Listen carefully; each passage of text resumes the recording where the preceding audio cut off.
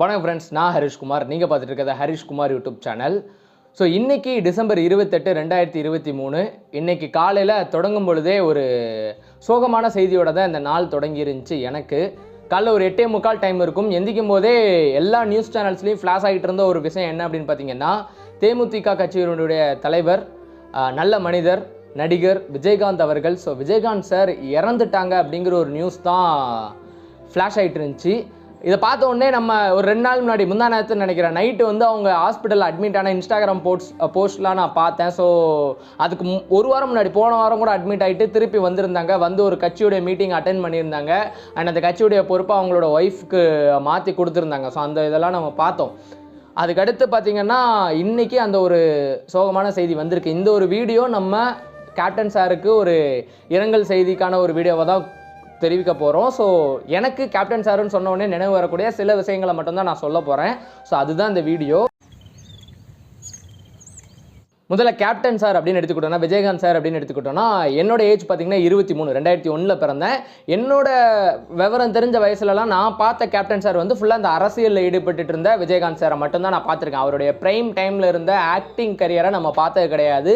நிறைய சொல்லுவாங்க, இப்போ பேரண்ட்ஸாக இருக்கட்டும், பெரியவங்கள்லாம் என்ன சொல்லுவாங்கன்னா, அவருடைய ஆக்டிங் டைமில் Rajini sir, Rajini sir, Kamal sir, so அவங்களுடைய பீக்கில் இருந்த நேரத்தில் இவங்க உள்ளே வந்து ஸோ ஒரு பெரிய இதாக பண்ணாங்கன்னு சொல்லிட்டு அப்புறம் அவங்களுடைய இன்டர்வியூஸ் நிறைய நான் பார்த்துருக்கேன். அதிலலாம் அவங்களே சொல்லுவாங்க, அந்த மாதிரி நான் நிறைய முயற்சி வாய்ப்பு தேடி அலைஞ்சிக்கிட்டு இருக்கும்போது எனக்கு நிறைய வந்து அப்ரோச் பண்ணது வந்து வில்லன் ரோல் பண்ணுங்க அப்படிங்கிறது தான். இல்லை, நான் ஹீரோவாக தான் ஆவேன்னு சொல்லி ஹீரோவானேன் அப்படின்னு சொல்லி கேப்டன் சாரே சொன்ன ஒரு வீடியோலாம் நான் பார்த்துருக்கேன். அண்ட் அது மட்டும் இல்லாமல் நிறைய ஹீரோயின்ஸு, நிறைய டேரக்டர்ஸ்லாம் இவங்க கூட நான் நடிக்க மாட்டேன் அப்படின்னு சொன்னது, இல்லை இவரை வச்சு நான் படம் எடுக்க மாட்டேன் அப்படின்னு சொன்னதை வந்து பிற்காலத்தில் அவரோட உழைப்பினால் மட்டும் மாற்றி காட்டினவர் தான் விஜயகாந்த் சார். ஸோ அதெல்லாம் கேட்கும்போது இன்ஸ்பைரிங்காக இருக்கும். எப்படி ஒருத்தர், ஸோ எல்லாருமே சொல்லுவாங்கல்ல, கீழிருந்து மேலே வந்த மனிதர்களில் வெகு சிலரில் இவரும் ஒருத்தர், திரைத்துறையை பொறுத்தளவில்.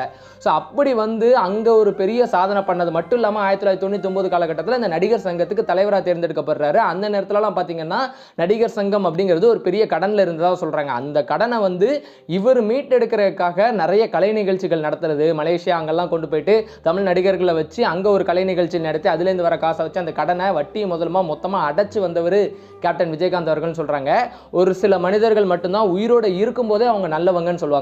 ஸோ அந்த ஒருத்தர் வந்து விஜயகாந்த் சார். ஸோ திரைத்துறையில் இருக்கிற இத்தனை நாள் ஆச்சு, இத்தனை மீம் போஸ்ட் பார்க்குறோம், இத்தனை இன்ஸ்டாகிராம், யூடியூப்னு எல்லாம் டெவலப் ஆன நேரத்தில் கூட விஜயகாந்த் சார் இப்படிப்பட்டவர், அவர் ஒருத்தருடைய வாழ்க்கையை அழிச்சிட்டாரு அப்படின்னு சொல்லி எந்த இடத்துலையும் நம்ம வந்து நியூஸ் பார்த்ததே கிடையாது. எல்லாரும் போடுறதும் இவர் ரொம்ப நல்ல மனிதர் அப்படிங்கிறது தான். ஸோ நிறைய பேருக்கு வந்து இவரே அவருடைய வீடியோவில் சொல்லியிருக்காரு என்னென்னா, ஹீரோ என்ன சாப்பிட்றாங்களோ அதை தான் செட்டில் இருக்கிற எல்லாரும் சாப்பிட்ணுங்கிற ஒன்று அவருடைய செட்டில் இருந்தால் தமிழ் திரையுலகத்தில் கொண்டு வந்தாங்களாம். இவ்வளோ பெரிய விஷயம் யோசிச்சு பாருங்கள். ஸோ அப்போ ஹீரோ அவருக்கு இந்த சாப்பாடு அப்படி இல்லாமல் யாராக இருந்தாலும் செட்டில் சாப்பாடில் ஒருத்தங்க சமந்தான் அப்படிங்கிறத காட்டி மனிதனானவன் எல்லாரும் சமந்தான் இருப்பார். அதே மாதிரி கொரோனா காலத்தில் நிறைய இடங்களில் வந்து இறந்தவங்களுடைய பிணத்தை வந்து புதைக்க இடம் தர மாட்டேன்னு ஊர்களெல்லாம் போராட்டம்லாம் பண்ணிட்டு இருந்தாங்க. அந்த நேரத்தில் தன்னோட சொந்த கல்லூரியை கொடுத்து இங்கே வந்து யாரை வேணாலும் புதைச்சிக்கோங்க அப்படின்னு சொல்லி சொன்னவர் கேப்டன் விஜயகாந்த் சார். ஸோ இது மட்டும் இல்லாமல் இப்போ ரீசெண்டாக இறந்தார் இல்லையா, ஸோ முந்தா நேற்று போண்டாமணி சார் இறந்தாங்க. அவங்களுடைய இறப்புக்கு 1 லட்ச ரூபா உதவி கொடுத்துருக்காரு. ஸோ அந்த ஒரு இது நீங்கள் நம்மளால் பார்க்க முடிஞ்சது. தேமுதிக போட்ட ஒரு கவரில் 1 லட்ச ரூபா நிதி உதவி அப்படிங்கிறது கொடுத்துருந்தாங்கன்னு சொல்லி சொன்னாங்க. இப்படி கடைசி வரைக்கும் அள்ளி கொடுத்த ஒரு வள்ளல். எல்லாருமே கொடுக்குற டேக்லைன் இதுதான், கருப்பு எம்ஜிஆர் அப்படின்னு சொல்லி சொல்கிறாங்க. ஸோ சொக்க தங்கம், கருப்பு வைரம் அப்படின்லாம் விஜயகாந்த் சாரை சொல்கிறாங்க. ஸோ அந்த மாதிரி வந்தவங்க. இது போக நிறைய அவருடைய வீடியோலாம் நம்ம பார்த்துருக்கோம். பார்க்கும்போதுல அவர் ஒரு மேடையில் வச்சு சொல்லியிருப்பார், என்ன காசு காசு காசுன்னு இத்தனை பேர் இருக்கீங்க, ஒரு வேளை நான் இறங்கி வந்தால் எனக்கு சோறு போட மாட்டீங்களா, எனக்குன்னு கடைசியாக ஒரு 6 அடி நிலம் கொடுப்பீங்களா, அது எனக்கு போதும், காசை சம்பாதிச்சு ஒன்று கெட்டுக்கட்டாக சேர்த்து என்ன பண்ண போகிறோம்பாங்க.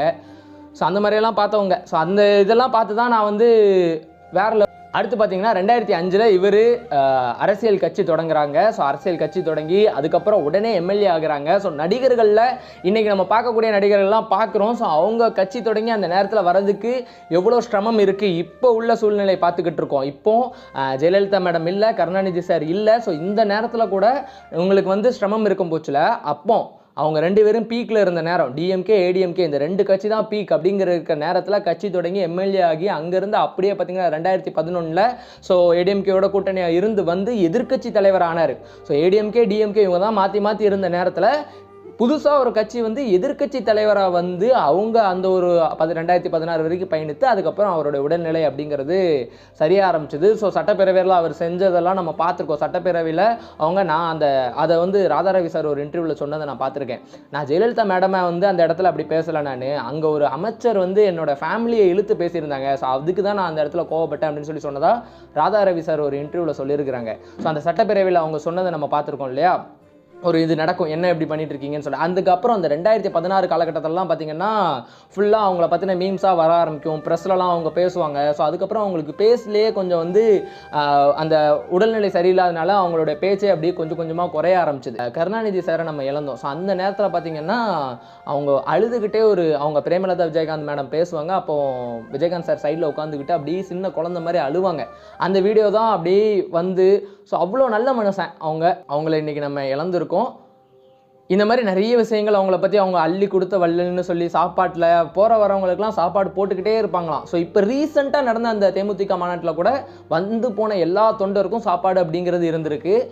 அந்த அளவுக்கு அள்ளி கொடுத்த மனுஷன். காசை தான் மட்டும் வச்சுக்கிடக்கூடாது, எல்லாருக்கும் கொடுக்கணும், எல்லாரும் மனுஷங்க தான் அப்படின்னு நினச்சவங்க.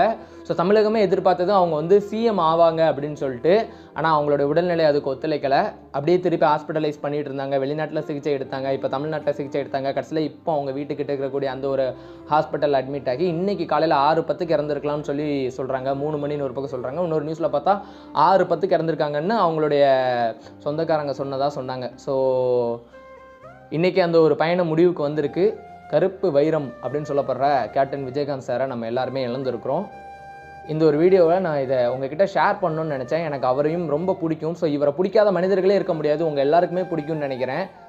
ஸோ அதுக்காக தான் இந்த வீடியோ. வேறு ஒரு வீடியோவில் சந்திக்கிறேன். Thank you so much.